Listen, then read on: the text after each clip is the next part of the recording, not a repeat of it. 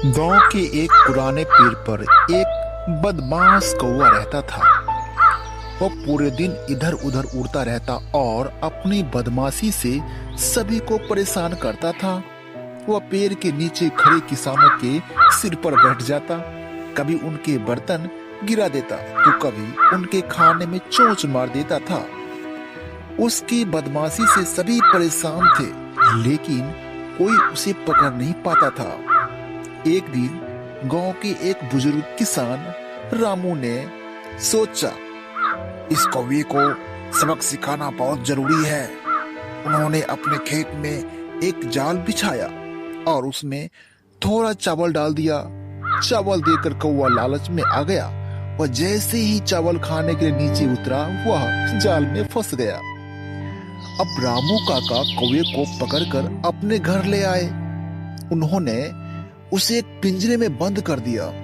कौवा अब घबराने लगा और सोचने लगा, मैंने सभी के साथ बुरा किया, अब मुझे अपनी गलती का एहसास हो रहा है, मुझे माफी मांगनी चाहिए। अगले दिन रामू काका ने कौवे से कहा, अगर तुम अपनी हरकतों से बाज आओगे और सभी से माफी मांगोगे तो मैं तुम्हें आजाद कर दूंगा। कौवे ने वादा किया कि वह अब किसी को परेशान नहीं करेगा। रामू काका ने कौवे को आजाद कर दिया। आजादी मिलने के बाद कौवे ने गांव के सभी लोगों से माफी मांगी और वादा किया कि अब वह किसी को परेशान नहीं करेगा। उसने रामू काका का धन्यवाद किया और उनकी सलाह को याद रखते हुए अपना व्यवहार सुधार लिया। अब वह कौवा न केवल गांव के लोगों का दोस्त बन गया, बल्कि उनकी मदद भी करने लगा। वो खेतों में फसलों पर बैठने वाले कीड़ों को खाता और किसानों की रक्षा करता था। उसकी अच्छाई के कारण लोग भी उससे प्यार करने लगे।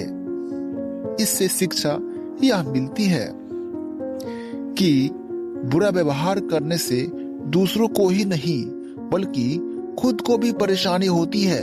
माफी मांगने और अपनी गलतियों को सुधारने से हमारा जीवन और बेहतर हो सकता है।